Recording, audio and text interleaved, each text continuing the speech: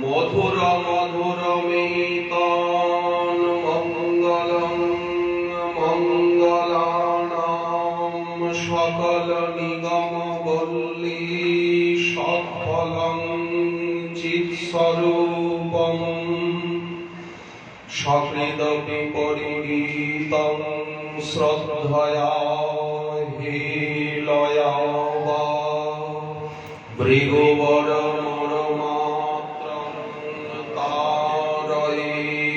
কৃষ্ণ নাম।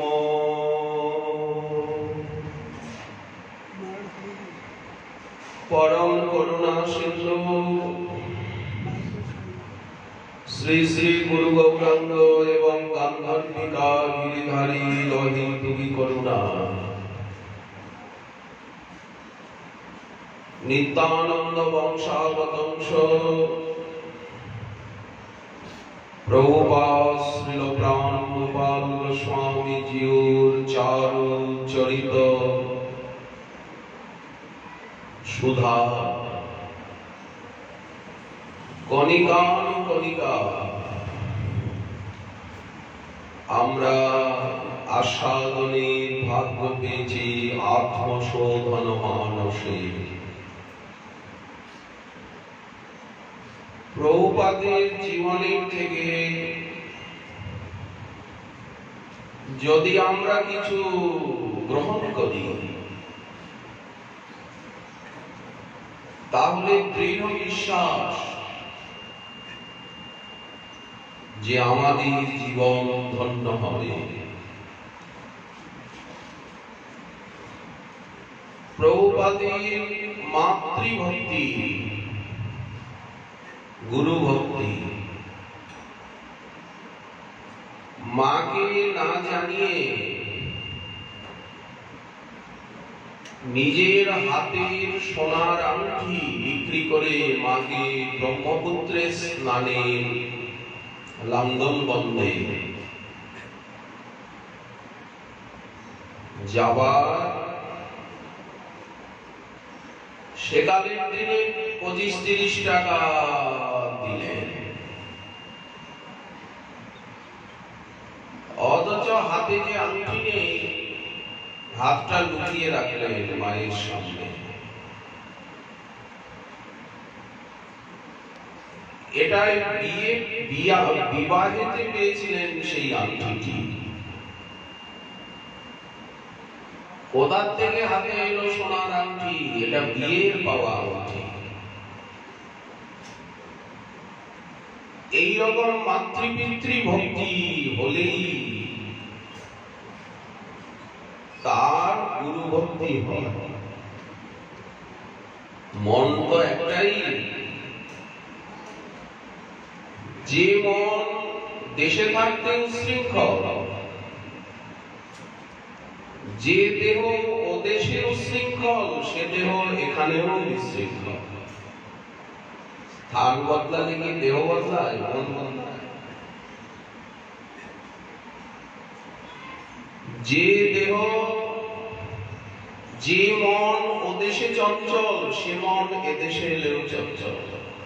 স্থান বদলালে কি মন বদলায়? যার ওদেশে লক্ষ্য নেই, লক্ষ্যহীন, সে দেশেও লক্ষ্যহীন।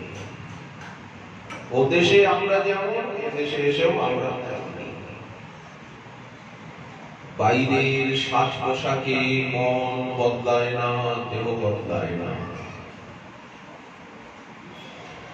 কঠোর নিয়মপূর্বক সাধন করতে হয় গুরু বৈষ্ণবের আনুগত্যে। নিজের খামখেয়ালি চলার নাম ভজন নয়। গুরু সুখে সুখী, গুরু দুঃখে দুঃখী হওয়ার নাম ভজন। গুরু বৈষ্ণবের সুখ সুবিধার অনুসন্ধান নেই, নিজের দেহ সুখে পাগল, তাকে ভজন বলে না। ও একটা উপশাখা। ভজিলে ভজন নহে গুরু কৃপা বিনে। তো যারা মাতা পিতার চরণে ভক্তিমান নয়, তারা এখানে এসে গুরু ভক্তিমান হতে পারবে? কোনদিন পারবে না।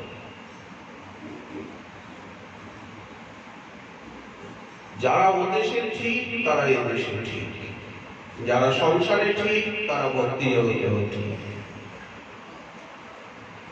এই হচ্ছে হিসাব। তো প্রভুপাদ নিজের জননীর কাছে থেকেই দীক্ষিত ছিলেন। এই জন্য একাধারে মাতৃদেবী আবার একাধারে গুরুদেবী। জননী প্রভুপাদকে ভক্তি পথে এনেছেন, পরিচালিত করেছেন। জননীরই স্বপ্ন আমার পরাণ জগতে প্রতিষ্ঠিত।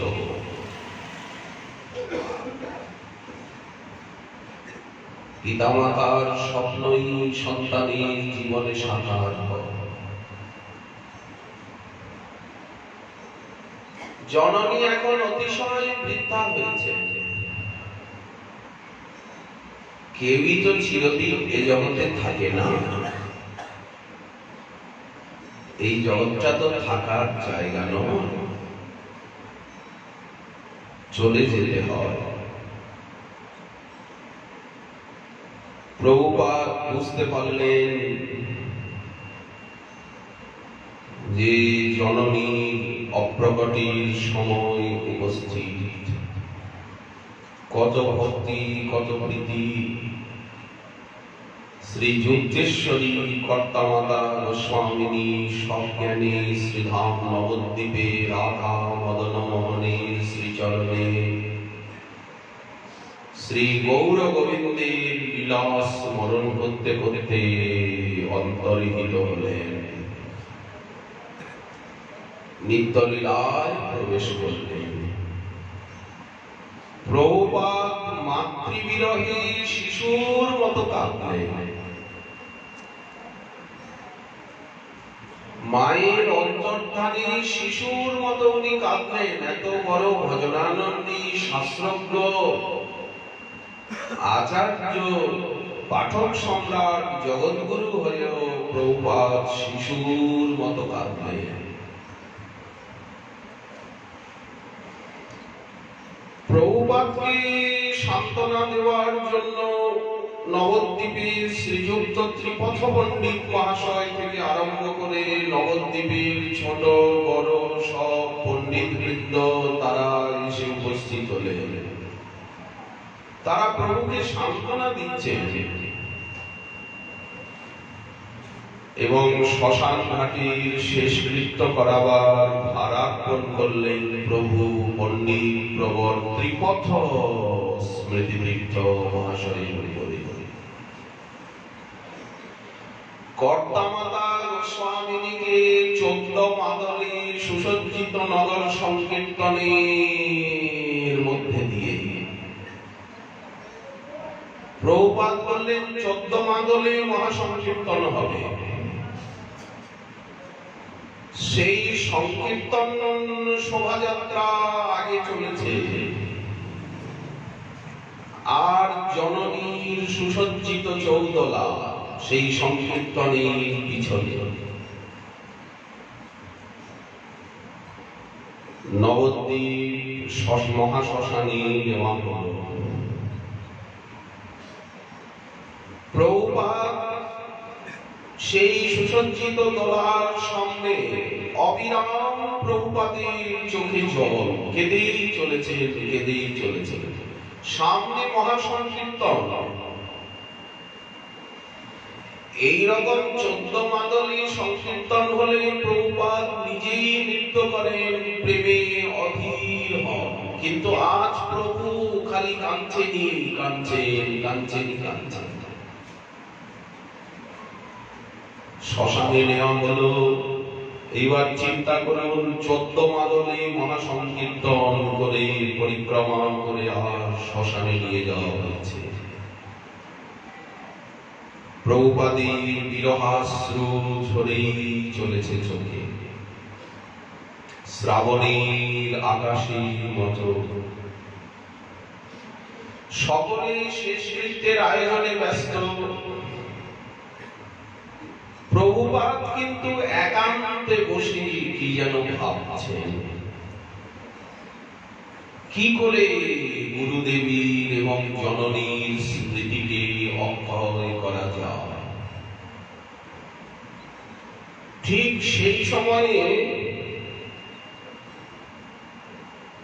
স্মার্ত প্রধান ত্রিপথনাথ পণ্ডিতজি এবং অন্যান্য স্মার্ত বিপ্র সমাজ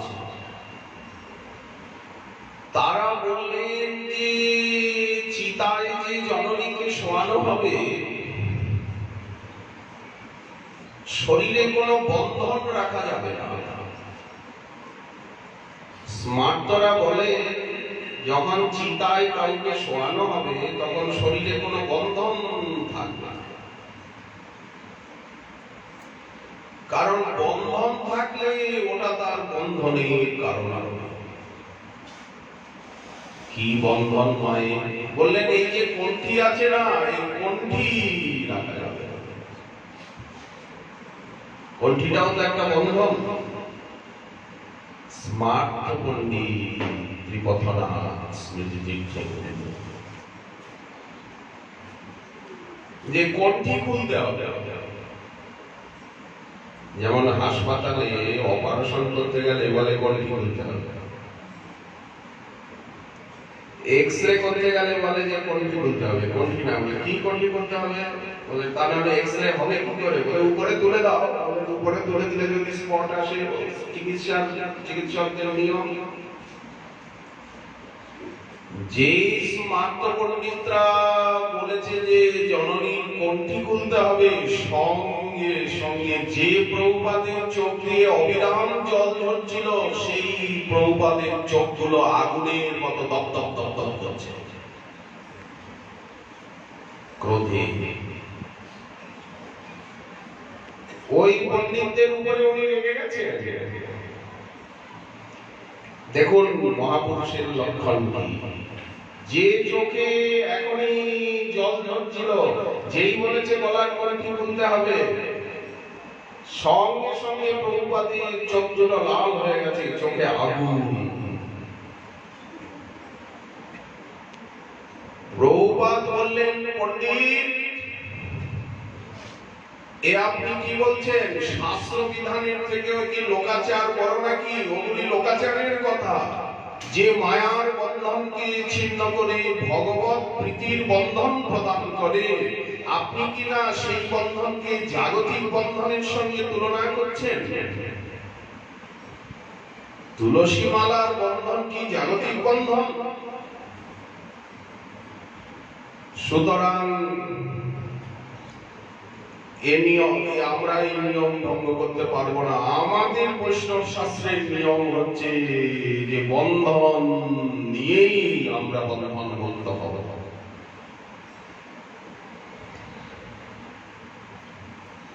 প্রভুপাদ বললেন,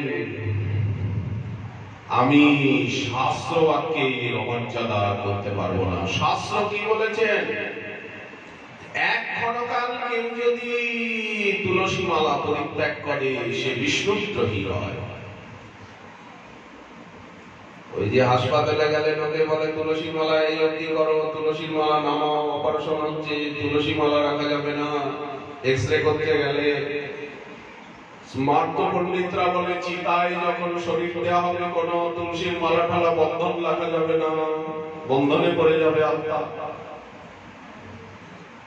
প্রভুপাদ বলেন ওই সমস্ত ব্যবহারিক লৌকিক কথা। তুলসী মালা এক ক্ষণকাল পরিত্যাগ করলে সে বিষ্ণুদ্রোহী হয়, তাই যজ্ঞোপবীতের মতো তুলসী মালা ধার্য। আপনারা কি বলতে চান যে শেষকালে আমার এই উপবীত ছিঁড়ে ফেলতে হবে?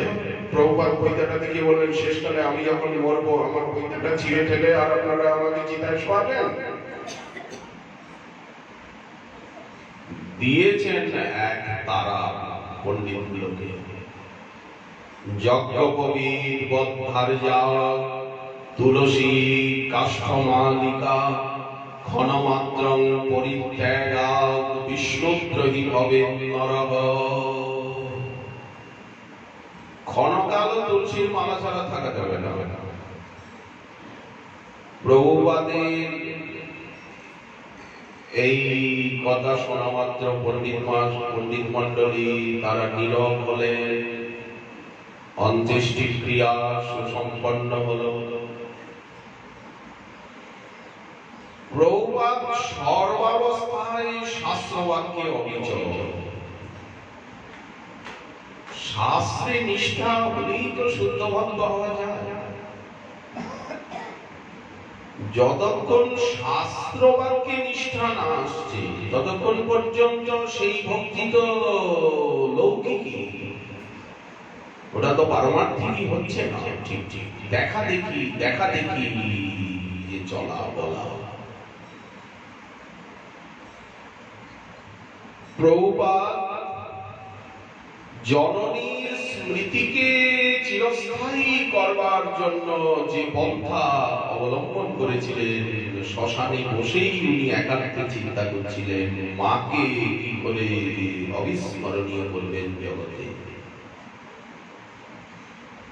সাধক জগৎকে উপহার দেবেন স্বর্গস্বামী পাদগণের অনুমোদিত প্রেমময় ভজন পন্থার প্রশিক্ষণপূর্ণ একটি মহামহোৎসব।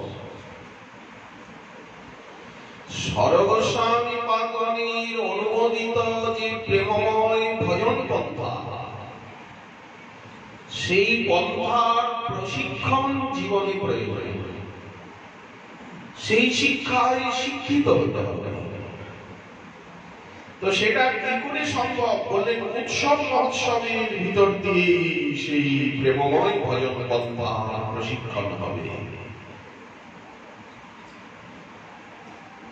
এই প্রথম হচ্ছে দার্শনিক ভিত্তিতে স্বর্গস্বামী পাদগণের অনুমোদিত সিদ্ধান্তপূর্ণ ভাগবতাদি শাস্ত্রের মনোমুগ্ধকর অভিনব ব্যাখ্যা। স্বর্গস্বামী পাদগণের যে প্রদর্শিত প্রেমময় ভজন পন্থা, সেই পন্থাটা আমাদের সামনে আসবে কি করে, তার প্রশিক্ষণ আমরা কিভাবে জীবনে প্রাপ্ত হব বললেন। তার প্রথম শৈলী হচ্ছে ভাগবতাদি বা স্বর্গস্বামী পাদগণের অনুমোদিত যে ভাগবতাদি ভক্তি শাস্ত্রের দার্শনিক ভিত্তিতে মনোমুগ্ধকর অভিনব ব্যাখ্যা। এই ব্যাখ্যার শ্রবণ কীর্তন মনন। আমরা বলেছি শাস্ত্র না জানলে কখনোই শুদ্ধ ভক্ত পদবী প্রাপ্ত হওয়া যায় না। যতক্ষণ পর্যন্ত শাস্ত্রীয় শ্রদ্ধা না হচ্ছে ততক্ষণ পর্যন্ত সে কি করে জীবনে এগোবে। শাস্ত্রই হচ্ছে জীবনের মূল আধার, ভিত্তিশিলা। তস্মাৎ শাস্ত্র প্রমাণন্তু কার্যা কার্য ব্যবস্থিত। শাস্ত্রকে যতক্ষণ ভালো না বাসবো, পড়াশোনা না করব, ততক্ষণ পর্যন্ত আমাদের জীবনের কি মূল্য, কি প্রয়োজন। করুণ বীর প্রভুপাদের পূর্বেও কিন্তু নবদ্বীপে পাঠ কীর্তন হতো, বাংলাদেশে পাঠ কীর্তন হতো, চিরদিন হতো, আজও হয়। কিন্তু সেই ভাগবত পাঠ হচ্ছে খানিকটা হাসি, খানিকটা কান্না, খানিকটা অভিনয়, খানিকটা সঙ্গীত, হালকা একটা মনোরঞ্জনের কত কথা বা সামগ্রী। ভাগবত পাঠ মানে খানিকটা হাসি হবে, খানিকটা কান্না হবে, খানিকটা অভিনয় হবে, খানিকটা ইতিহাস হবে, খানিকটা গান বাজনা হবে। এইরকম একটা মেশানো কষানো চানাচুর বা অনেকটা লাফা মোটা শাক, এদেশে যে বলে মোটা শাক তরকারি, খানিকটা খানিকটা খানিকটা খানিকটা। প্রভুপাদ কিন্তু এই জাতীয় ভাগবত পাঠ বা কত কথার তিনি পক্ষপাতী ছিলেন। গোস্বামী পাদনের যে সিদ্ধান্ত, দার্শনিকতা, তাদের যে বাণী, সেইগুলি জগতের সামনে তুলে ধরা, মনোরঞ্জন নয়, ভূত প্রেত উদ্ধারণ। কারণ সেই প্রেমময় ভজনপথের প্রশিক্ষণই জীবনের লক্ষ্য। আর দ্বিতীয় হচ্ছে গ্রন্থ প্রকাশ। প্রভুপাদ যতবার উৎসব করেছেন, প্রসাদের সঙ্গে সঙ্গে দক্ষিণা, বস্ত্রাদির সঙ্গে সঙ্গে বিদায়, ব্যবহারিকতার সঙ্গে সঙ্গে গ্রন্থ দান করেছেন। কারণ যিনি শাস্ত্রজ্ঞ, তিনি শাস্ত্রজ্ঞ না হলে অন্যকে তেমন ভালোবাসেন না। ভালোবাসা হবে ভজনের ভিত্তিতে, ব্যবহারিকতা নয়। প্রভুপাদ ছিলেন শাস্ত্রজ্ঞ, এই জন্য শাস্ত্র অনুশীলনে, আদানে প্রদানে প্রভুপাদের প্রগাঢ় আবেশ। কি করে প্রেমময় ভজন পন্থাকে সাধারণের ভিতরে প্রবেশ করানো যায়, এই জন্য উনি উৎসব মহোৎসবের আয়োজন করতেন। উৎসব মহোৎসবের প্রবর্তনের উদ্দেশ্য ভক্ত বানানো, ভক্তি পথে পরিচালিত করা,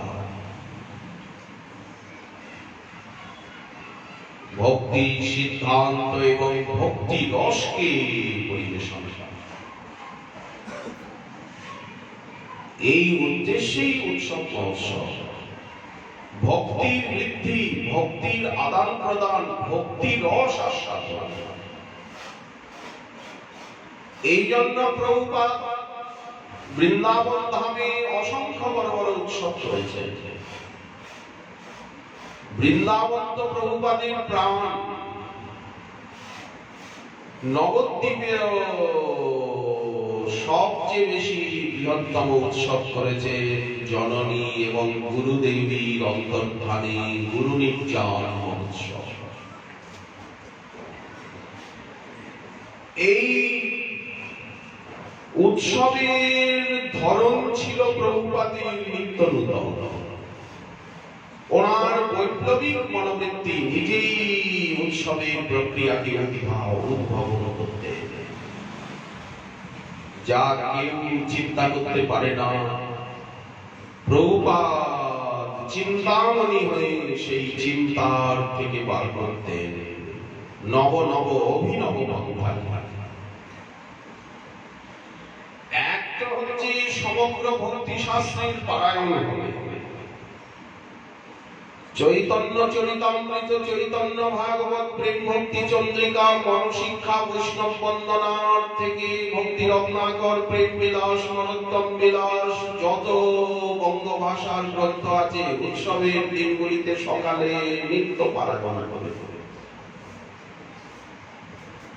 আর এই জন্য তিনি নবদ্বীপের এবং অন্যান্য স্থানের স্বনামধন্য পণ্ডিত, সংস্কৃতজ্ঞ মনীষীগণকে, এছাড়া ভাগবতাদি, ভক্তি রসামৃত সিন্ধু, উজ্জ্বল নির্মণি, বিদগ্ধ মাধব, ললিত মাধব, যত সংস্কৃতের গ্রন্থ, গীতা, বিষ্ণু সহস্রনাম, গোপাল সহস্রনাম আদি সংস্কৃতের যে গ্রন্থগুলো, সেগুলো তো সাধারণে শ্রদ্ধা করতে পারবে না। বাংলা গ্রন্থগুলি পারবে। এই জন্য তদানীন্তন বাংলা তথা ভারতের স্বনামধন্য পণ্ডিত মনীষীদেরকে তিনি উৎসবে এই শাস্ত্র গ্রন্থ পারায়ণের জন্য আমন্ত্রণ জানাতেন। মোটা দক্ষিণা দিতেন। এটা একটা দেখার মতো।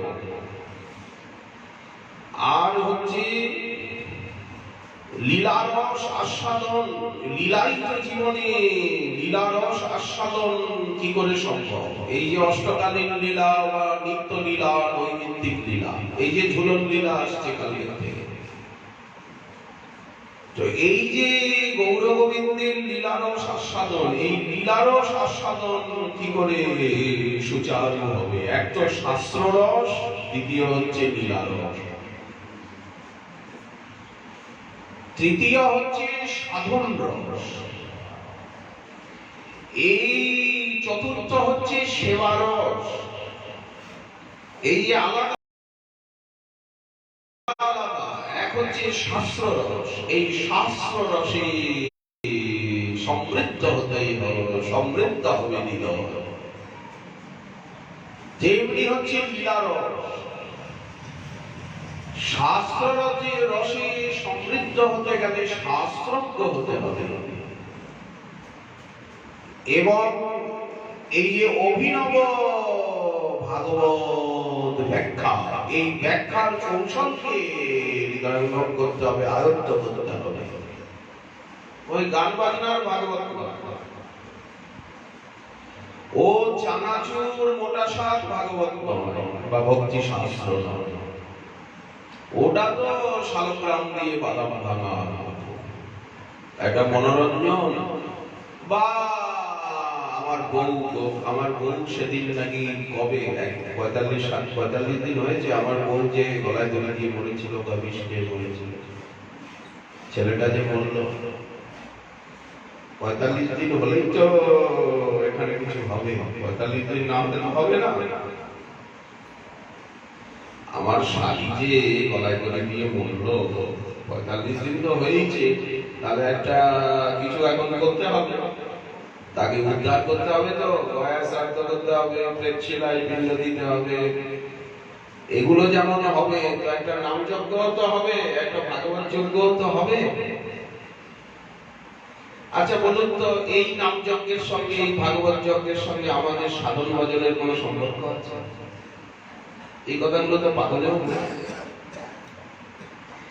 এর সঙ্গে কি আমাদের নিত্য দৈনন্দিন সাধন ভজনের ওই ভাগবতের সঙ্গে, ওই নাম যজ্ঞের সঙ্গে আমাদের যে নিত্য ভজনের সুশৃঙ্খল নিয়ম, তার কোনো সম্পর্ক আছে কি? ওই অন্ন আমাদের পেটে হজম হবে কি? এই সামান্য কথাগুলো কেন বুঝি না? ইমোশনে নদীর স্রোতে গা ভাসিয়ে কেন চলছে? আমাদের ভজন হচ্ছে নিত্য নিয়ম, এক নিয়মে সারা জীবন চলবে, একভাবে এক নিয়মে চলার নাম হচ্ছে শ্রদ্ধাস্ত। এইভাবে ভজন করলে অনর্থ নিবৃত্তি হবে, এলোমেলো ভাবে নয়। যেমন এক নিয়মে ঘুমের থেকে ওঠা, রাত 3টের সময় ঘুমের থেকে কেউ উঠছে মানে সে লাভ হবেই গেছে। রাত 3টের সময় উঠে সঙ্গে সঙ্গে স্নান করে যে ভজন করছে, সে সিদ্ধির রাস্তায় অনেক এগিয়ে গেছে। এই জীবনে অবশ্য সে শ্রদ্ধা লাভ করে ধন্য, শ্রদ্ধা হলো তো হয়েই গেল। কেউ যদি শ্রদ্ধা স্তরে চলে গেল তো হয়েই গেল, তার তো দৃঢ় বিশ্বাস হয়ে গেছে যে ভজনে আমার সব কিছু মিলবে। ভজনকে ভালোবাসবো, যারা ভজন করছেন তাদেরকে আন্তরিকতার সঙ্গে শ্রদ্ধা করব, তবে তো জীবনে কিছু পাবো। বাজারে ঘুরে কি মিলবে? মোটা শাক খাবো। তো এক নিয়মে সাধনা জীবন, ঠিক রাত 3টের সময় উঠে স্নান করে ভোগবাদ ভজনে বসে গেছে। যেখানে থাকুন, বাংলাদেশেই থাকুন, বৃন্দাবনেই থাকুন, পশ্চিমবঙ্গেই থাকুন, বিহারেই থাকুন, আর ট্রেনেই থাকুন, বাসেই থাকুন, স্টিমারেই থাকুন, ভজন নিয়মের কোন বিঘ্ন নেই। একেই শ্রদ্ধাস্তর বলা হয়। শ্রদ্ধালুর এই লক্ষণ। হরিনাম তো উনি সবসময় করছেন, সব সময় মাথার ভিতরে শাস্ত্র চিন্তন, লীলা চিন্তন, সেবা চিন্তন চলছে এবং জীবের কল্যাণ চিন্তন। কি করে জীবের কল্যাণ হয়, সম্প্রদায়ের কল্যাণ হয়, সমাজের কল্যাণ হয়, আত্মকল্যাণ, লোক কল্যাণ, সকলের কল্যাণ, এই শুভ চিন্তা সব সময় মাথায় চলছে। তবেই তো নূতন নূতন নূতন নূতন পদ্ধতিকে উনি উদ্ভাবন করছে। এইভাবে একটা বলে সকলকে সকলকে হরিকথা শোনাবো, সকলের ভিতরে সংকীর্তনানন্দে প্রতি যে বিশ্বাস। মানুষ তো সেই ভজনের আনন্দ কজন পেয়েছে? ভজনের আনন্দ যে পেয়েছে সে তো ভজনকে ছাড়া, সেবাকে ছাড়া। আচ্ছা, কি কি আনন্দ? শাস্ত্রের আনন্দ। কাব্য শাস্ত্র বিনোদেন কাল গচ্ছতি ধীমতাম ব্যাসনে চ মূর্খানাং নিদ্রয়া কলহেন চ। মূর্খরা কি করে? ঘুমিয়ে সময় কাটায়, গল্প করে, পাড়ায় বেরিয়ে রোয়াকে রোয়াকে বসে আড্ডা দিয়ে মূর্খরা সময় কাটায়। কারণ শাস্ত্র রস নেওয়ার মতো তো তাদের যোগ্যতা নেই। কাব্য শাস্ত্র বিনোদেন কাল গচ্ছতি ধীমতাম। আর ব্যাসনে চ মূর্খানাং, মূর্খরা কি করে? পরনিন্দা, পরচর্চা আর আহার নিদ্রায় সময় নষ্ট করে, কুকর্মে, কুকাজে, কুচিন্তা, তমগুণে। আর যারা বিজ্ঞ তারা সব সময় ভালো কাজ করে, সব সময় শাস্ত্র রসে তারা আনন্দিত। এইটাই তো প্রভেদ। প্রভুপাদ আমাদিগকে দিয়েছেন শাস্ত্র রস। তারপরে বড় বড় কীর্তনিয়াকে ডেকে আমাদের সম্প্রদায়ে প্রভুপাদ তো সব জায়গায় ঘুরতেন, গ্রামগঞ্জ, বাংলাদেশ, শহর, যেখানে উনি সুকণ্ঠ কীর্তনিয়া, সুবাদক, সঙ্গে সঙ্গে তাকে নিজে করে নিয়ে শিষ্য বানিয়ে বলে, কীর্তন শেখো, খোল শেখো, আমাকে কীর্তন শোনাও। আর যারা সেকালের দিনে বিখ্যাত কীর্তনিয়া যেমন গণেশ দাসজি, তারপরে অবধূত বারুজ্জে, তারপরে আপনার দুই কীর্তনিয়াকে তো উনি নিজের হাতে তৈরি করেছেন, ব্রজেন পাঠক এবং নন্দকিশোর দাসজি। আরো যেখানে বড় বড় কীর্তনিয়া, বড় বড় পাঠক রয়েছে, নিজে তো উনি বড় পাঠক বটেই, আরো বড় বড় পাঠক যেখানে রয়েছে সব উনি ডেকে আনবেন। তোমরা শাস্ত্র রস আর লীলা রস, লীলা রস সংকীর্তন। কি দুর্ভাগ্য, এত শাস্ত্র গ্রন্থ, এত পদ পদাবলী, কিন্তু কি করি?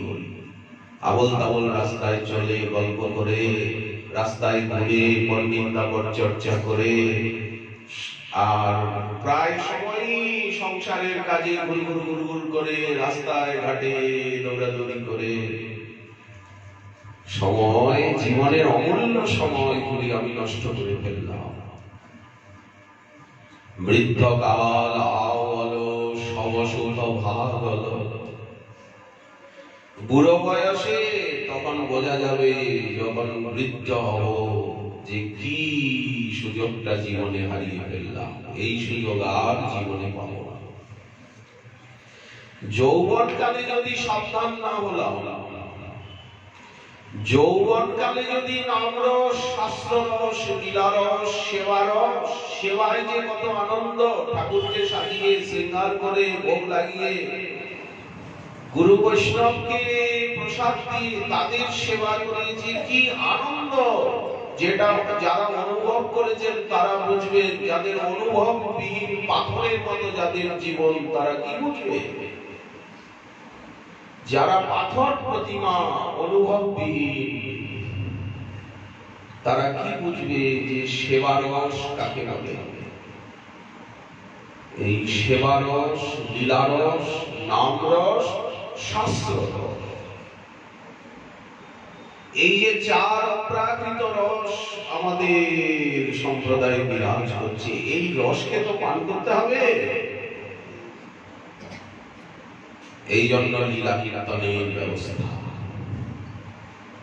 যেমন পাঠের ব্যবস্থা তেমনি লীলা কীর্তনের ব্যবস্থা, তেমনি সেবার ব্যবস্থা। বিগ্রহ সেবা দেখে লোকে ভক্তি লাভ করবে, ঠাকুরের শৃঙ্গার দেখে, ঠাকুর সেবা দেখে, সংকীর্তন শুনে, প্রসাদ পেয়ে, ভক্ত বৈষ্ণবের দর্শন করে আমরা ভক্তি লাভ করব, শ্রদ্ধা লাভ করব। এইগুলি শ্রদ্ধা লাভের, ভক্তি লাভের উপায়। এই জন্যই তো উৎসব মহোৎসবের পত্তন। লীলারস সংকীর্তন সে যে বিকশিত পদ্ম বন। কমল বনের ভিতরে চারিদিকে কত কমল ফুটে রয়েছে, কমলের মিষ্টি গন্ধ,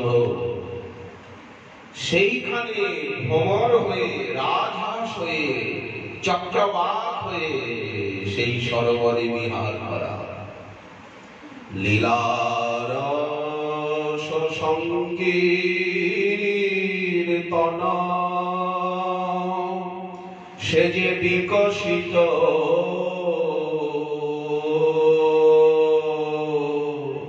পদ্মবন।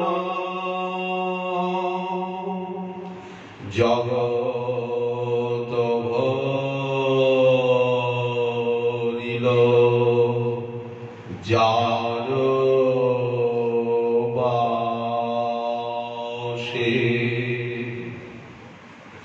যার সুগন্ধে জগৎ ভরে গেল, সংকীর্তন কমলের গন্ধে। আর হরিকথা রূপী কুমুদ ফুলের গন্ধে। কবিরাজ গোসাইপাদ অনুভব করেই তো চৈতন্য চরিতামৃতে এসব কথা লিখেছেন।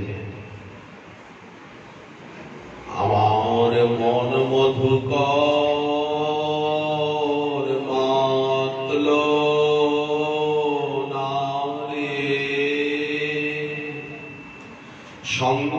সংকীর্তন কমল বন ফুটল বটে।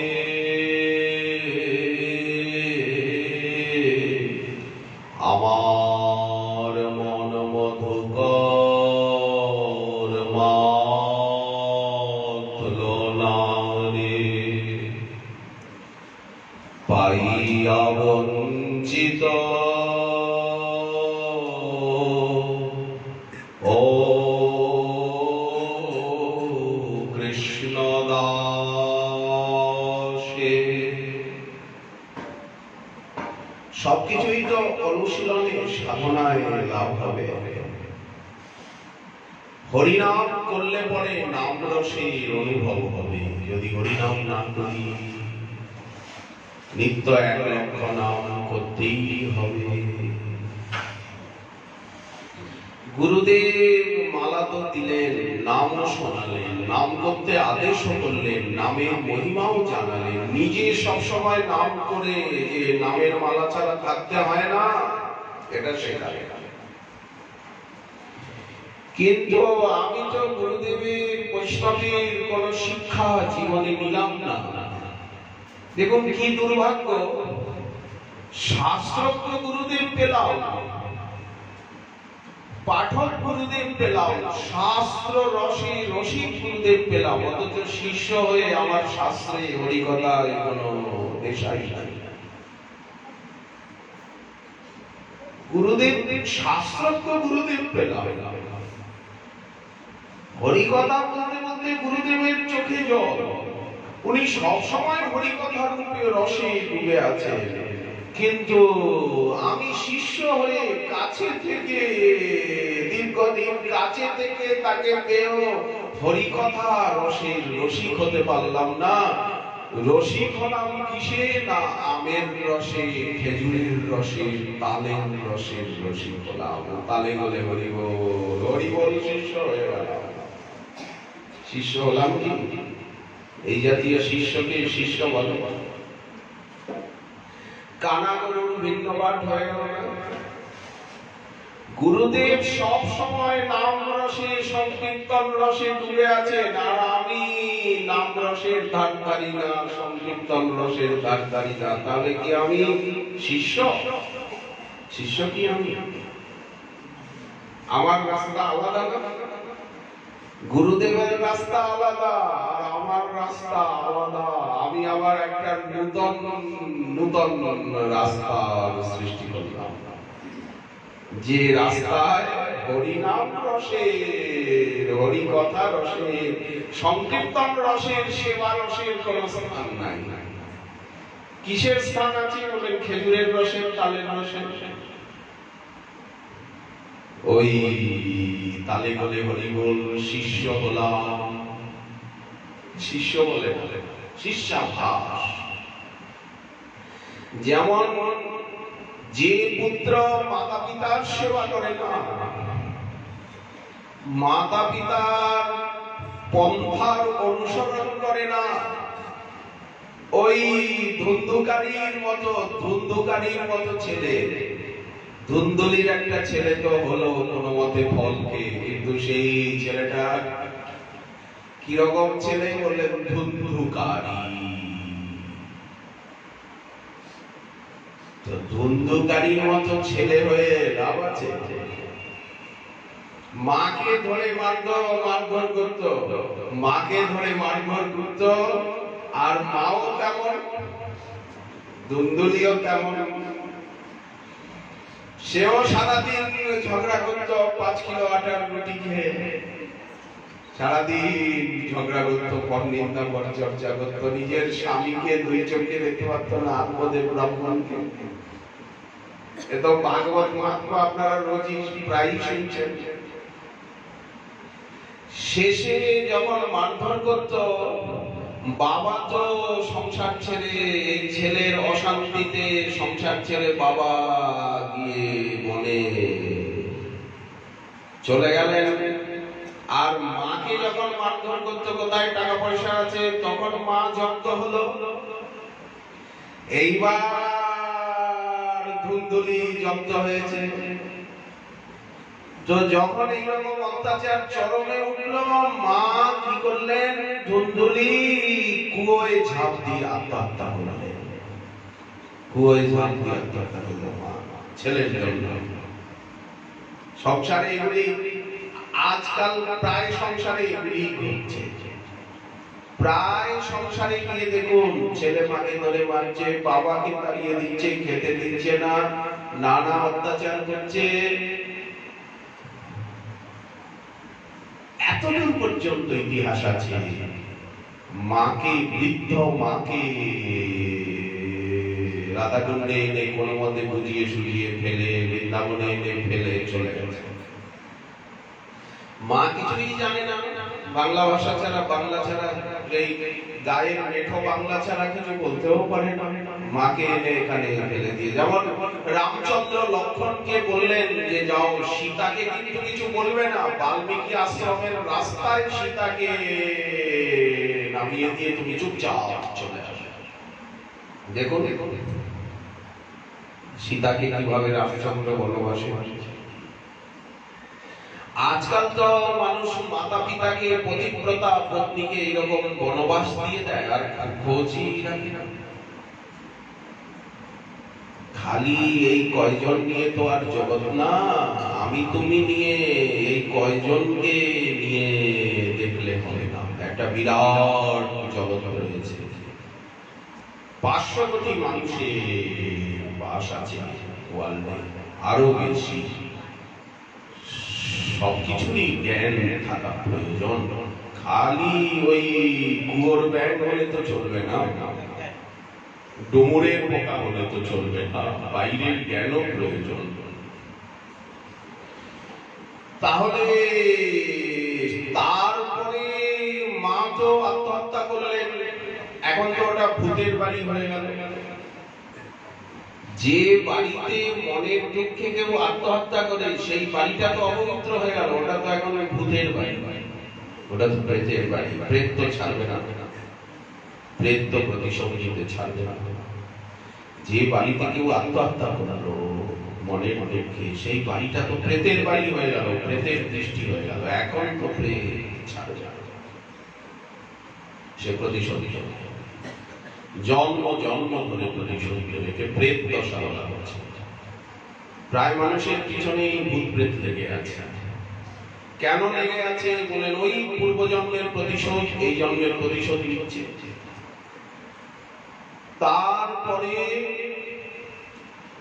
5টা বাজারের থেকে 5টা মহিলা ভাড়া করে এনে বাড়িতে রাখলো। একটা মহিলাকে হয় না, 5-5টা মহিলাকে বাজারের থেকে ধরে এনে বাড়িতে রাখলো, টাকা পয়সা দিয়ে পালন পোষণ করে, খাওয়া দাওয়া দিয়ে। এখন টাকা পয়সা কোথায় পাবে বলে ডাকাতি করে, রোজ রাত্রে ডাকাতি করে। জমিদারের বাড়ি, সেকালের দিনে তো রাজা মহারাজা ধনী জমিদার, আর ওদেরকে ভালো ভালো কাপড় চোপড়, গয়না গাঠি, খাওয়া সব। ওরা লক্ষ্য করলো যে এর তো ঘরে কিছু নাই, কোনো চাকরি বাকরিও করে না, জমি জমাও নাই, কিছুই নাই, এই যে রোজই যে আমাদের জন্য নতুন কাপড় গয়না গাঠি এসব নিয়ে এসে আমাদের মনোরঞ্জন করে, এ নিশ্চয়ই ডাকাতি করে। ওরা লক্ষ্য করলো, বলে তো ডাকাতের হাতে পড়ে গেছি আমরা, এত বাড়িতে কোনো কিছু নাই, কোনো আয় পায় নাই, জায়গা জমি নাই, কোথা থেকে এত টাকা পয়সা আনে, সোনা দানা নিয়ে আসে, কাপড় চাপড় নিয়ে আসে, ডাকাতি করে, রাত্রে থাকে না, ডাকাতি করে। যখন ডাকাতি করে রাজা তো ধরে ফেলবে, জমিদার তো ধরে ফেলবে, একদিন চোরের 10 দিন, গৃহস্থের 1 দিন, তখন তো একে প্রাণদণ্ড দেবে। সেকালের দিনে তো শাসন ব্যবস্থা খুব কঠোর ছিল, প্রাণদণ্ড দেবে রাজা। এ তো মরবেই, তখন যখন অলংকার সোনা দানা এসবের খোঁজ হবে, তখন আমরাও ধরা পড়ে যাব, আমাদেরকেও রাজা প্রাণে মেরে ফেলবে। সেকালে যতদিন ভারতের রাজতন্ত্র ছিল ততদিন শাসন ব্যবস্থা সুন্দর ছিল। আসলে শাস্ত্রীয় হিসাবে রাজতন্ত্রই ঠিক, গণতন্ত্র মানে উশৃঙ্খলতা। গণতন্ত্রে তো কোনো শাসন ব্যবস্থা নেই। গণতন্ত্রে যে কি বলে রিপাবলিক, গণতন্ত্রে তো কোনো শাসন ব্যবস্থা নেই। একটা খুনের বিচার হতে 20 বছর লেগে যায়, এই হচ্ছে গণতন্ত্র।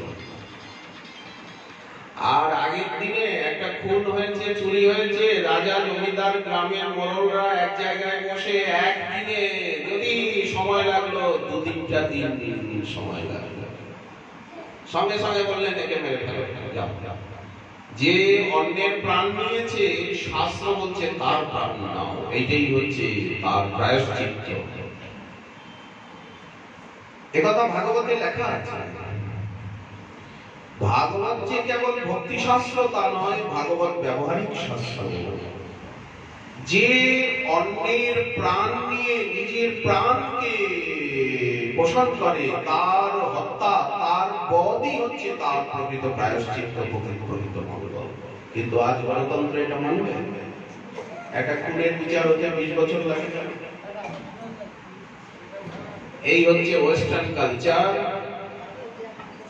ওয়েস্টার্ন ওয়ার্ল্ডে, ওয়েস্টার্ন জগতে ভাবধারা, যেটা আমাদের ইন্ডিয়ার প্রাচীন ভাবধারার সম্পূর্ণ পরিপন্থী। তো সেই বাজারের 5টা মেয়ে ছেলে তো ভয় পেয়ে গেল। তখন ভাবলো যে আমাদের কাছে তো সোনা দানা অনেক জমে গেছে, ও চুরি করে এনে এখন রাজা তো ওকে ধরে ফেলবেই, ওকে তো মারবে, আমাদের প্রাণও যাবে, সোনা দানাও যাবে, তার থেকে শোনলে ও বেহনা, আরে বেহনা, একটা কাজ করি, এখন শীতকাল চলছে, বাইরে কুয়াশা, ঘরে আমাদের কি বলে আগুন জ্বালায় না ঘরে, সেকালের দিনে শীতকালে আগুনের ব্যবস্থা থাকতো, ফায়ার প্লেস বলে তাদের, আগুন জ্বালায় না, ওই ও ঘুমোচ্ছে নাক থেকে, ডাকাত ধুন্ধুকারী 5টা মেয়ে ছেলে বললো আজকে রাত্রে, ওরা কদিন থেকেই যুক্তি করছে যে আজকে রাত্রে ওকে মেরে ফেলবো, কিভাবে মারবি রে দিদি, এ দিদি কি করে মারবি তুই, ও তো যদি বুঝতে পারে তাহলে তো আমাদেরকে মেরে ফেলবে, বলে যখন ও নাক ডেকে ঘুমোবে না, রোজ তো আর টাকা দিতে করে না, তখন আমরা করব কি, আমরা তো ওর পাশে শুয়ে থাকি, আমরা করব কি ওর গলার তলা দিয়ে বালিশে তো মাথা, বলে তুই 2টো বালিশ দিবি, 2টো বালিশ দিবি, ঘাটটা উঁচু হয়ে থাকবে, তখন ভালো শক্ত করে কিসের দড়ি, নারকেলের দড়ি বলে ভালো হয়, বলে নারকেলের দড়িটাই ভালো হবে, পাটের দড়ি না, পাটের দড়ি একটা বলা এই নারকেলের দড়ি ঠিক করে ওর মাথা তোলা দিয়ে গলিয়ে দিবি, গলিয়ে দিয়ে তারপরে এরকম করে আরেকটা প্যাচ দিবি, দিয়ে বললেন তারপরে পায়ের উপরে একজন দাঁড়িয়ে যাবি, হাতের উপরে, আমরা তো 5 জন আছি না, হাতের উপরে 2 জন দাঁড়িয়ে যাবি, আরে বুকের উপরে একজন দাঁড়িয়ে যাবি, আর তার উপরে দড়ি 2 দিক থেকে দিবি, টান দিবি, টান দিবি, টান। এই হচ্ছে ভাগবত পাঠ। তারপরে যখন ও ছটফট করবে, তখন এই যে গনগনের আগুন রয়েছে না, কাঠ কয়লার আগুন, কি ভালো করে আজকে আগুন আরো বেশি জ্বালাবো, কেন বলে যে ঠান্ডাটাও বেশি পড়েছে, বাইরে কুয়াশা, আবার একটু ঝড় বৃষ্টির, একটু বৃষ্টিরও ঠান্ডা বেড়ে গেছে, এখন মাঘ মাস চলছে, যখন ও ছটফট করবে, এখন সত্যি ওরা সাহসী কি, কারণ ওরা গণিকারা খুব সাহসী হয়, তারপরে ওরা তো এরকম টান দিচ্ছে, ও তো ঘুম ভেঙে গেছে, চটপট চটপট করছে, এখন এরাই কিন্তু অন্যদিনও কিছু মুখায় দেখুন, বাজারে পাড়া করা করে এরা কি করতে না পারে, তো সঙ্গে সঙ্গে ওরা করেছে কি, আগে থেকে গনগনে আগুন তো ছিল, সেই আগুনটা নিয়ে পুরো ওর মুখে দিয়ে দিয়েছে, ওর বিছনায় আগুনটা পুরো, এতটা আগুন ছিল না, দুপাশে পুরো সেই কাঠ কয়লার আগুন, গনগনে আগুনটা ওরা মুখে উপরে ঢেলে দিয়েছে। এইবার ওর তো মুখ জ্বলে পুড়ে একেবারে হয়ে গেল, চোখগুলো চলে গেল, এইবার টেনে গলায় ফাঁস দিয়ে ওকে মেরে ফেলে, যা সোনা দানা ছিল, কাপড় চোপড় ছিল, ওরা নিয়ে তারপরে কি করলো, তারপরে সেই 5 জন মহিলা মিলে বাড়ির যে বাগান, সেই বাগানের ভিতরে বিরাট গর্ত করে, সেই গর্তের ভিতরে ওকে সমাধি দিয়ে, আর উপরে যাতে লোকে বুঝতে না পারে সেই রকম ঘাস লতা পাতা দিয়ে এইসব ঢেকে ঢুকে, ময়লা ঝয়লা, একটা মানুষকে যেখানে পুঁতেছে বাগানের ভিতরে, এটা যাতে বোঝা না যায়, নূতন মাটির উপরে ভালো করে আরো ছাই দিয়ে, ময়লা টয়লা দিয়ে, গাছপালা দিয়ে, ওরা সেই রাত্রেই চকচক বিছনা যা কিছু পুরে টুরে ছিল, ওইগুলো পুকুরের জলে ডুবিয়ে পুঁতে দিয়ে, সোনা দানা টাকা পয়সা নিয়ে চলে গেল। এখন ওর শরীরটা তো ওই বাগানের ভিতরে পোতা রয়েছে, ও মহান প্রেত হয়ে গেল, ব্রহ্মদৈত্য হয়ে গেল।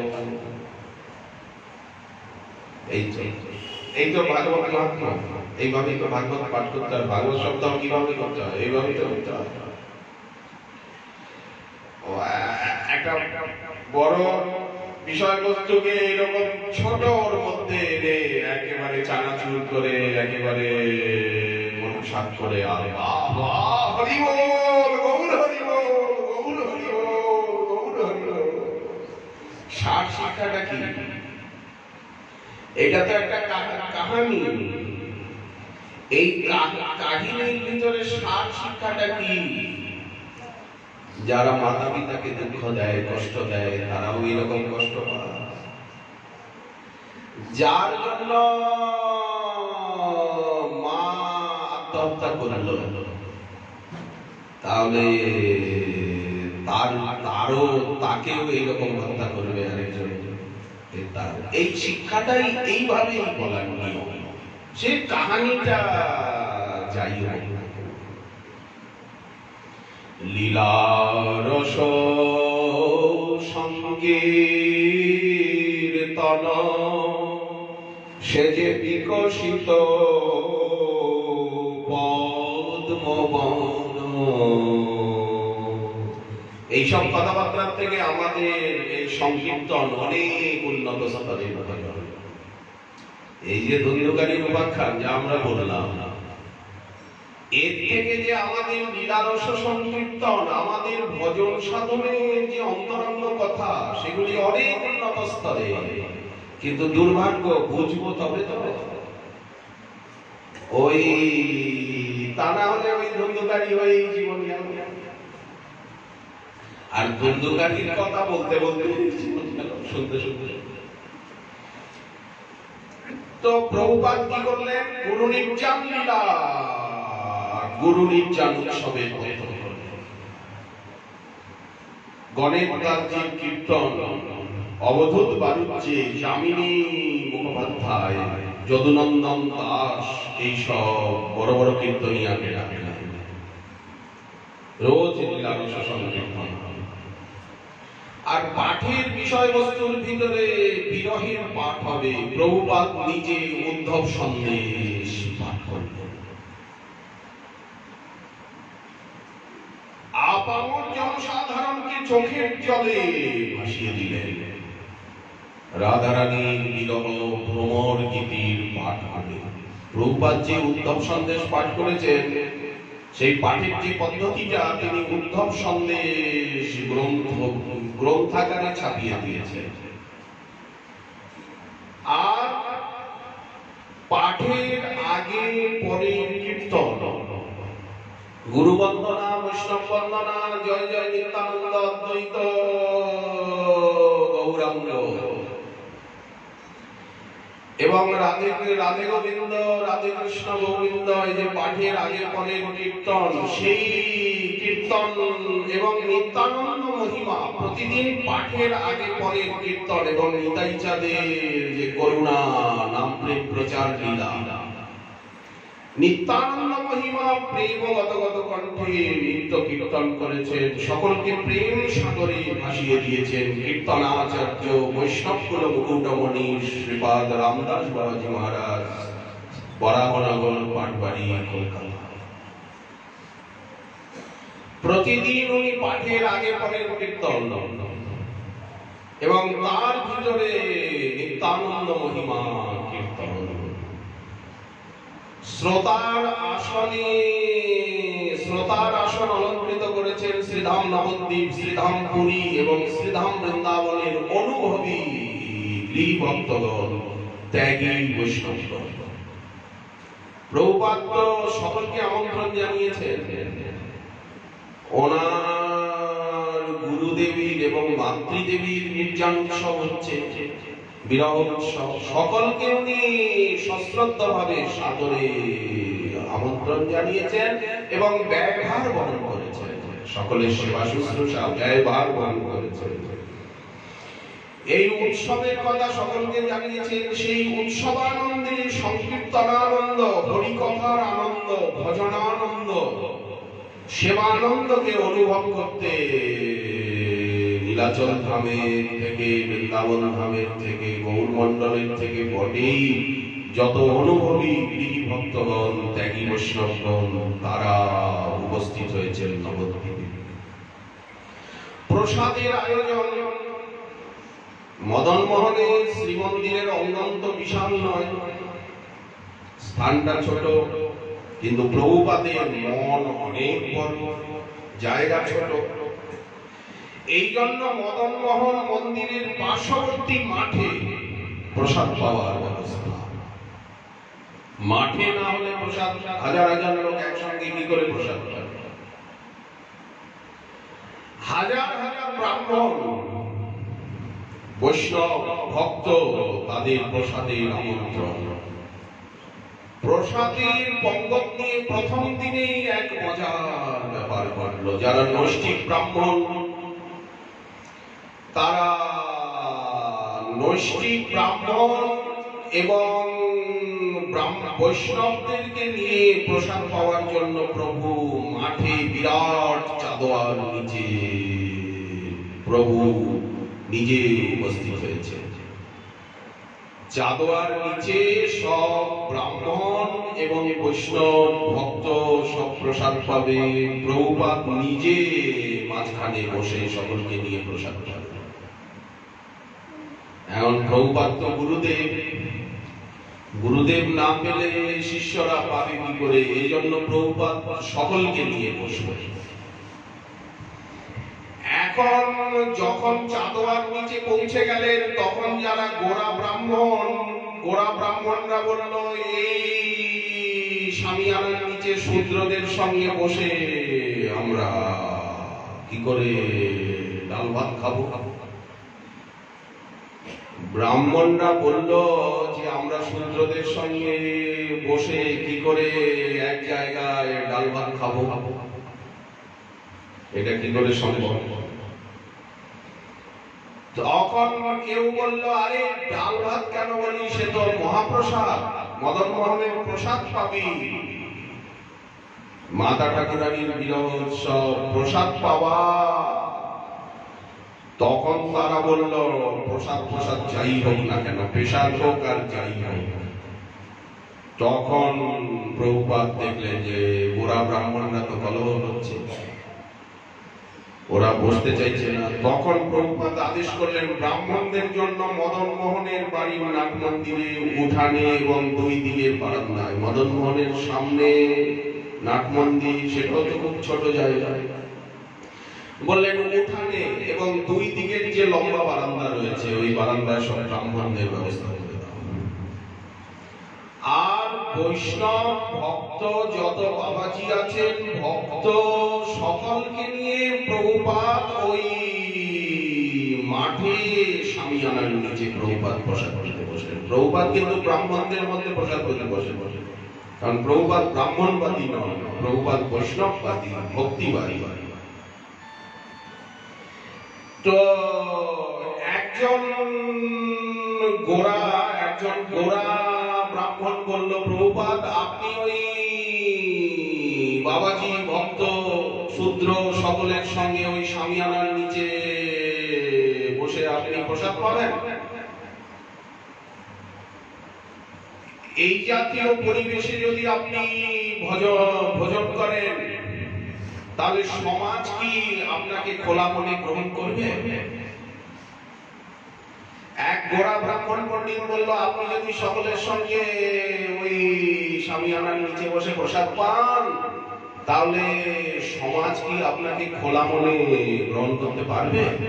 কথাগুলো শুনে প্রভুপাদ হাসছিলেন। কি বলবেন, ওনারই তো মাতৃদেবীর উৎসব না। হাসতে হাসতে উনি সমস্ত বাবাজি বৈষ্ণব মহাত্মা ভক্ত এবং নিজের শিষ্যরাও ছিল, তাদেরকে দেখিয়ে বললেন, আমার কি হবে সমাজ দিয়ে আমার কি হবে? সমাজ যদি আমাকে এক ঘরেই করে, আমি সকলের সঙ্গে বসে প্রসাদ পেয়েছি, এইটা যদি সমাজ উদার মনে নিতে না পারে, তাহলে সমাজ যদি আমাকে গ্রহণ না করে, আমি না এক ঘরে হয়ে থাকবো। আমি এই বৈষ্ণব ভক্ত শিষ্য এদেরকে ছেড়ে ওই ব্রাহ্মণদের মধ্যে গিয়ে আমি বসা করতে পারবো না, আমি একবারে ওই। এইবার বলুন প্রভুপাদের মনোবৃত্তি কি ছিল? এই মনোবৃত্তি হচ্ছে শুদ্ধ ভক্তি লাভের মনোবৃত্তি। প্রভুপাদ কখনো নিজেকে ব্রাহ্মণ বলে বা বৈষ্ণবাচার্য বলে কি জগৎগুরু বলে, এত বড় বিদ্বান পণ্ডিত এইসব বলে উনি কিছুই নিজেকে মনে করতেন না। উনি নিজেকে বৈষ্ণব সঙ্গী, ভক্ত সঙ্গী, বৈষ্ণব সেবক, ভক্ত সেবক, সকলের সেবক বলে নিজেকে মনে করতেন। তবেই তো এই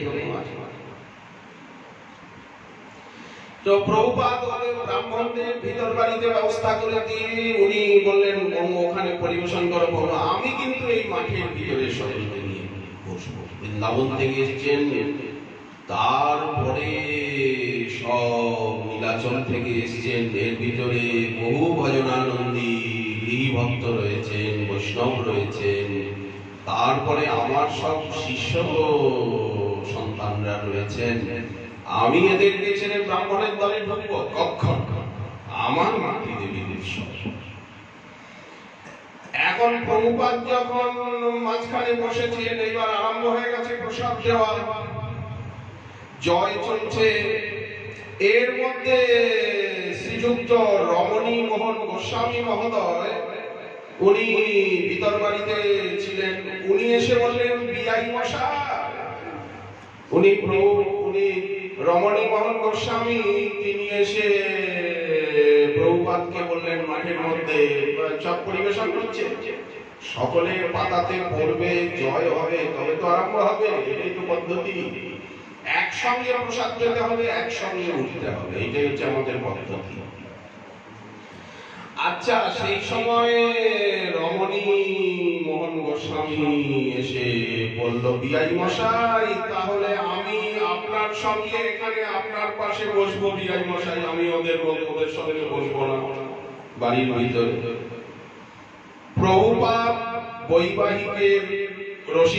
বৈবাহিকের কথা শুনে রসিকতা করে বললেন, যার ভালো হলো, ছিলাম এক ঘরে, আমি তো এক ঘরে হয়েছিলাম, ব্রাহ্মণদের থেকে আলাদা হয়ে এক ঘরে হয়ে গেছি, এখন আপনি আমার দলে আসায় আমি হয়ে গেলাম দু ঘরে। এই বলে বিআই মশাইকে পাশে বসালেন। যাই হোক, ব্রাহ্মণগণ তাদের পছন্দ মতো স্থানে প্রসাদ পেতে বসলেন, দান দক্ষিণা পেলেন, আর প্রভুপাদ বসলেন বৈষ্ণবগণকে নিয়ে। এইবার ব্রাহ্মণরা তো প্রসাদ পাওয়ার সময় কথাবার্তা বলে না, ব্রাহ্মণদের নিয়ম হচ্ছে প্রসাদ পাওয়ার সময় মৌন হয়ে প্রসাদ গ্রহণ। আর তারা মন্দিরের ভিতরে প্রসাদ পাচ্ছে, আর প্রভুপাদ যেখানে প্রসাদ পাচ্ছেন সেইখানে বৈষ্ণবদের প্রসাদ পাওয়াকালীন যে মহাজনী পদের ধোঁয়া, যেমন বৈষ্ণবরা প্রসাদ পেতে বসে ব্রাহ্মণদের মতো চুপ থাকে না, তখন মাঝে মাঝে আওয়াজ আলাপ করে দেয়। সব বৈষ্ণবরা সব সেখানে রাধাকুণ্ডেও ছিল, ধীরে ধীরে ধীরে ধীরে ধীরে ধীরে ধীরে ধীরে সব ধীরে ধীরে লুপ্ত হয়ে গেল। যে সমস্ত প্রাচীন মূর্তি ছিলেন, প্রসাদ পাওয়ার সময় কত সুন্দর সব পদাবলী উচ্চারণ করতেন, সেসব জানালো সে সমস্ত নিষ্ঠাবান ভজনানন্দী মহাপুরুষ তো ধীরে ধীরে ধীরে ধীরে ধীরে ধীরে সবই অন্তলীলায় চলে। গোবিন্দ মন্দিরে ঠিক গোবিন্দ দেবজির সামনে যে কুটিরটা, গোবিন্দ দেবজির ঠিক সামনে ছিলেন প্রভুপাদ প্রাণিকান্ত স্বামীজির খুব প্রিয় শিষ্য শ্রী নিতাই দাসজি বলে ভরসা, কাকাজি, আমাদের কাকাজির কাকাজি শ্রী নিতাই দাসজি বলে। যেমন ত্যাগী ছিলেন, তেমনি স্নিগ্ধ নম্র, এই কাঁধে সুদর্শন, ফর্সা, কাঁধে এত বড় ছলনা। এইবার যখন গোবিন্দদেবের আরতি হতো, উনি ওই বারান্দার থেকে করে নাচতেন। একেবারে আগের দিনে যে সমস্ত বাবাজি মহারাজদেরকে পেয়েছি, একেবারে শিশুর মতো সরল, বুক ভরা ভালোবাসা, সেই চেহারাই বর্তমানে নাই। সেই যে চেহারা, সেই যে বিনম্রতা, সেই মূর্তিগুলোই বর্তমানে অদৃশ্য। এই যেখানে যেখানে হবে, ওনার একটা হিসাব ছিল, এই ব্রত তালিকা দেখে যেখানে যে মহাপুরুষের তিথি উনি সেখানে পৌঁছে যেতেন। আর এই নিত্যব্রত খুব সহজ সরল মূর্তি, মুখ ভরা হাসি, উনি প্রভুপাদের দত্ত সমাধি উনি প্রতিষ্ঠা করেছেন। এই যে জান্নাবাগানে যে প্রভুপাদের দন্ত সমাধি উনি প্রতিষ্ঠা করেছেন বিকেলে। আচ্ছা, আরেক ব্যক্তি প্রভুপাদের ভজনানন্দী শিষ্য ছিল কাকাজি। তিনি তারও দীর্ঘ সঙ্গ আমরা পেয়েছি। তিনি হচ্ছেন ওই ভজন কুটিরে গুরু গোবিন্দ দাস বাবা দোতলায়। বকুল গাছটা ঠিক সোজা বাবার কুটিরে, বর্তমান যে হরিমোহন বাবা যে কুটিরে আছে ওই কুটিরে, নবকিশোর বাবার কুটিরের উপরে ঠিক সামনে ছিলেন গুরু গোবিন্দ দাস বাবা। উনিও প্রভুপাদ প্রাণপ্রকাশ গোস্বামীপাদের দীক্ষার শিষ্য। যেমন মণিপুরী মূর্তির মতো দেখতে, মুখখানা ঠিক মণিপুরী মূর্তির মতো, ওই রকম গায়ের রং, মুখখানা, ছোট একটা কাপড় পরতেন, চুপচাপ। উনি চারিদিকে গ্রন্থ ছিল, শেষকালে ওই গ্রন্থের মধ্যেই শুয়ে থাকতেন, বলে গ্রন্থ দেখতে দেখতে মরবো, এখন তো আর পড়ার ক্ষমতা নেই। এই গ্রন্থ দেখতে দেখতে ওনার প্রিয় ছিল লোচন দাস ঠাকুরের মনশিক্ষা, প্রেমানন্দ দাস ঠাকুরের মনশিক্ষা কণ্ঠে ছিল। কেউ গেলে বলতেন আমাকে মনশিক্ষা শোনাও, মনশিক্ষা আমার খুব ভালো লাগে। আর ওই কুণ্ডের পাট দিয়ে নেমে ওই দিক দিয়ে মধ্যাহ্নকালে উনি মাধুপুরি যেতেন। আর উনি কারোর সঙ্গে বাইরে বেরোতেন না, কথাবার্তা বলতেন না, ওই নিজে একা নিজে কুটিরে সবসময় থাকতেন। উনিও প্রভুপাদ প্রাণপ্রকাশ গোস্বামীজির শিষ্য এবং প্রাচীন মূর্তি ছিলেন এই দুই মূর্তি, ভজনানন্দী আর সুদর্শন। দেখতে অতিশয় সুন্দর, ব্যবহারেও তেমনি বিনম্রতা। তো প্রভুপাদ প্রসাদ পাচ্ছেন, প্রসাদ পাওয়াকালীন মহাজনী পদের ধোঁয়ায় আকাশ বাতাস কাঁপছিল। এরপরে প্রভুপাদ দরিদ্র নারায়ণ সেবা করলেন। এ তো বাবাজি বৈষ্ণবের সেবা, ভক্তের সেবা, শিষ্য সেবা। এরপরে দরিদ্র নারায়ণ সেবা। দরিদ্র নারায়ণ সেবায় প্রভুপাদের বিশেষ আবেশ। হাজার হাজার নবদ্বীপের আর্ত বিপন্ন অক্ষম গরিব দুঃখী কাঙাল তারা প্রাণ ভরে চব্যচস্য নেত্র পেয়েও প্রসাদ পেত। প্রভুপাদের দরিদ্র নারায়ণ সেবায় আবেশ ছিল। একজন শিষ্য বলল, প্রভুপাদ এই দরিদ্র নারায়ণ সেবায় এত কিছু না করে মিষ্টি মশলা দই চাটনি ছানার রসা পোকার রসা এত কিছু না করে একটা খিচুড়ি করে দিন প্রভুপাদ, একটা মোটা শাক করে লাফড়া করে দিন, আর একটা পায়েস পরমান্ন করে দিলেন তো।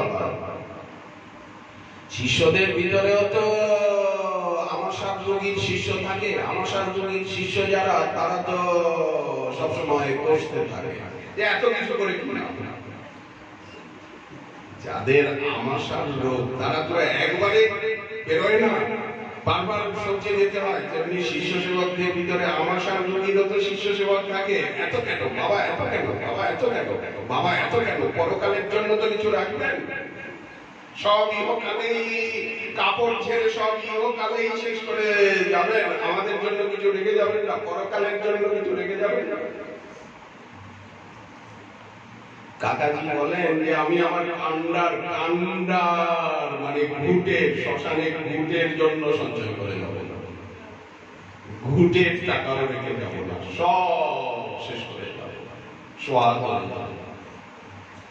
আচ্ছা, যার এত বড় বড় শিষ্য চারিদিকে, তার আবার কুটের খরচা।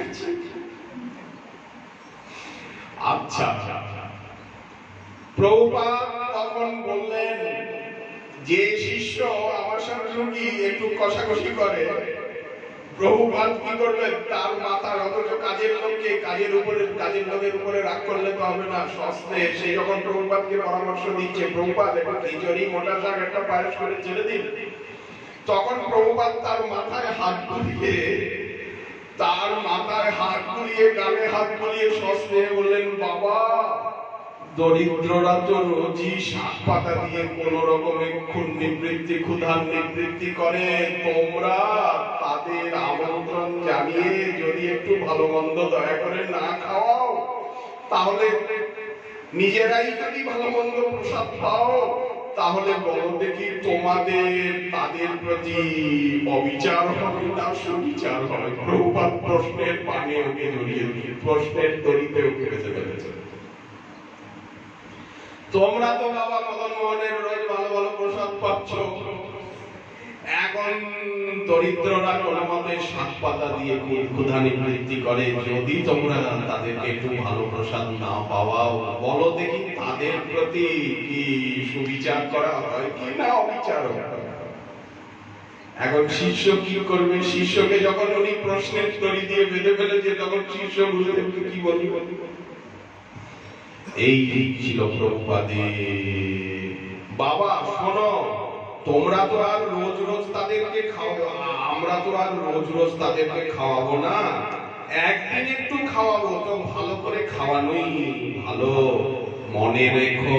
এইবার প্রভুপাদ রেখে গেছে। প্রভুপাদের স্বভাব ছিল গালে হাত বুলিয়ে মাথায় হাত বুলিয়ে প্রশ্ন করে, আর ওকে যেমন হনুমানকে চারিদিক থেকে বেঁধে ফেলে। এইবার হনুমানকে বেঁধে তার এইবার কি করেছে, লেজে আগুন লাগিয়ে দিয়েছে, কাপড় জড়িয়ে। শেষে প্রভুপাদ ক্রোধ প্রকাশ করবেন, ক্রোধ যে করবে না, পরে ছোট্ট যে ক্রোধ দেবে। বললেন, দেখো, তুমি টাকার কথা বলছো, তুমি সঞ্চয়বাদী, ভালো কাজে কোনোদিন অর্থের অভাব হয় না। এখানে আন্ডারলাইন, এই যে কথাটা প্রভু বললেন, এইখানে আন্ডারলাইন, ভালো কাজে কোনোদিন টাকার অভাব হয় না। এইখানে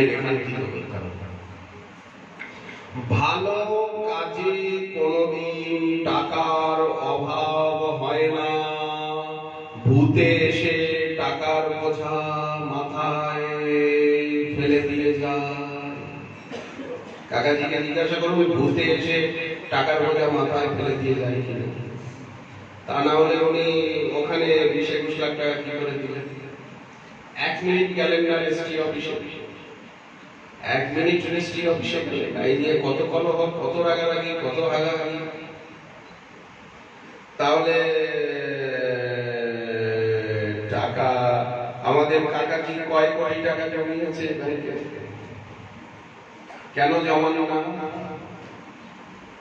বললেন, যার শ্রদ্ধা হয়েছে, গুরু বৈষ্ণবী ভগবানে বিশ্বাস হয়েছে, উনি তো আর টাকাকে বিশ্বাস করেন না, বিশ্বাস করেন হরিনামকে। তাকে বিশ্বাস করেন বলেই হরিনাম কথা ছাড়া থাকেন না, তা নাহলে তো উনি রোজই ব্যাংকে দৌড়াতে।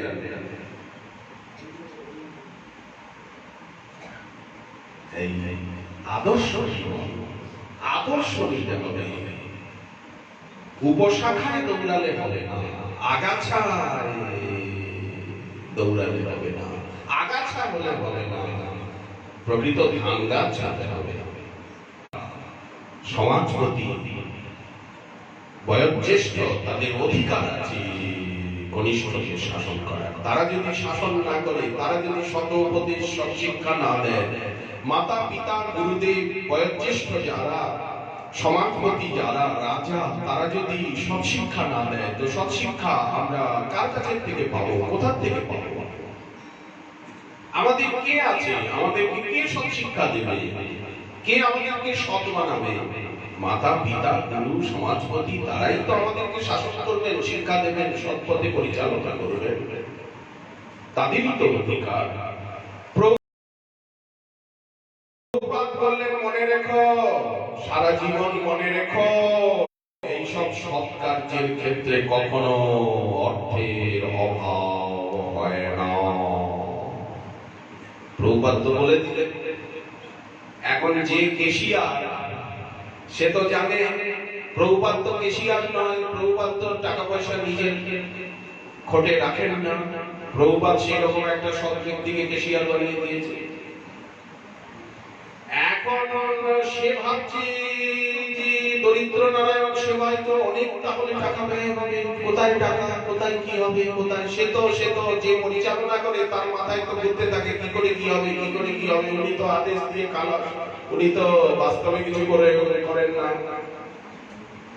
সে এইরকম একটা ভাবছে, সঙ্গে সঙ্গে হয়ে গেছে কি সত্যতা প্রমাণিত হয়ে গেল কিছুক্ষণের মধ্যে। প্রভুপাদের প্রিয় শিষ্য শ্রী ব্রজেন সাহা, তার সহধর্মিণী গোপী নাগরী দাসী। প্রভুপাদ তার নাম দিয়েছেন গোপী নাগরী দাসী। সে প্রভুপাদের দর্শনে এলো স্বামী স্ত্রী ব্রজেন সাহা আর ওনার ধর্মপত্নী নাগরী দাসী। এসে গোপী নাগরী দাসী প্রভুপাদকে দণ্ডবোধ করে বলল, প্রভুপাদ এই যে আপনি দরিদ্র নারায়ণ সেবা করবেন, এর জন্য আমি 100 মণ চাল দেব। প্রভুপাদ আমি 100 মণ চাল দেব। এখন যে কেশিয়া সঙ্গে সঙ্গে তার বুক কেঁপে উঠল, বলে কি প্রভুপাদ বলার সঙ্গে সঙ্গে 100 মণ চাল এসেছে। প্রভুপাদ বলল যে এসব ভালো কাজে কখনো পয়সার অভাব হয় না, চিন্তা করো না, ব্যয় করো। সঙ্গে সঙ্গে ব্রজেন সাহা এবং ওনার ধর্মপত্নী গোপী নাগরী দাসী এসে, গোপী নাগরী দাসী বলছে, প্রভুপাদ আমি এই উৎসবের জন্য 100 মণ চাল দেব।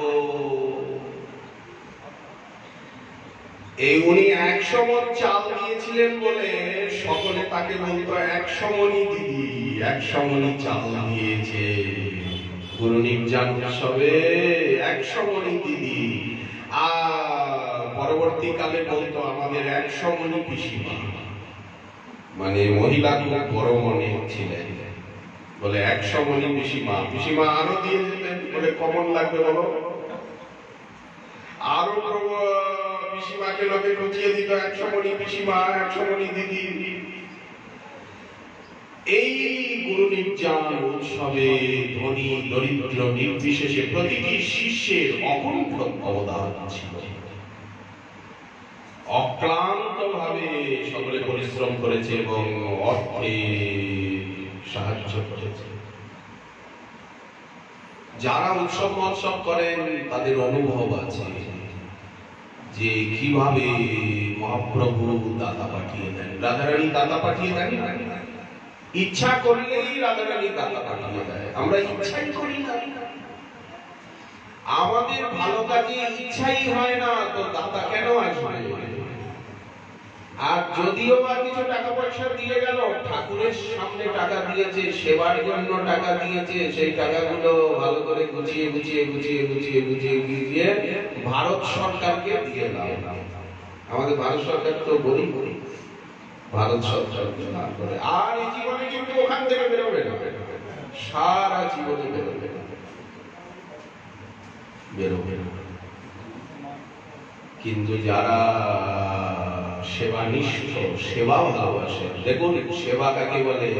মুরারি মোহনে মুরারি দাস বাবাজি মহারাজের কাছে সেবা শিখুন, প্রত্যেকে শিখুন, প্রত্যেকে শিখুন। যারা 60 বছর 70 বছর ধামে আছে তারাও দিয়ে যাবেন, দয়া করে শেখেন।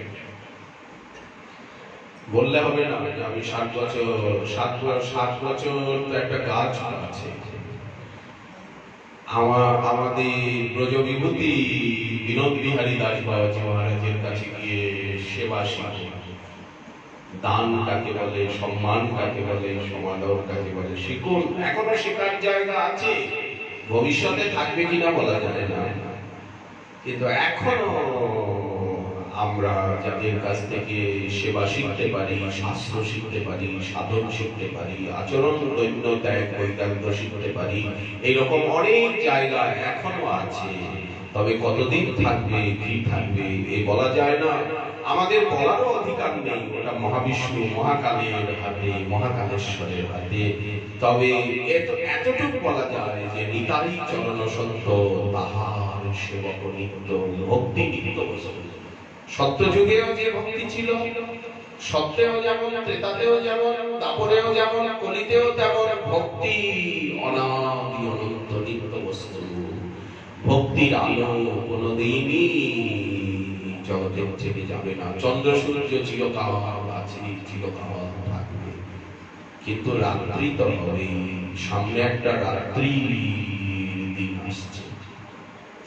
এই সমস্ত ভজনানন্দী প্রাচীন মহাত্মা যখন না থাকবে, তখন আমাদের সমাজ সম্প্রদায়ে একটা ঘোর রাত্রি এসে যাবে। যেমন এখন সূর্যের আলো নেই, চাঁদের আলো পাওয়া যাচ্ছে না, আকাশ মেঘাচ্ছন্ন, আর তারপরে শুক্লপক্ষ সবে মাত্র শুরু হলো। শ্রীমৎ মহাপ্রভুর কৃপায় আগামীকাল আবার এই বিষয়ে আজকে আমাদের ভাগবত কথা এইখানে দেওয়া হলো। বিশ্রাম।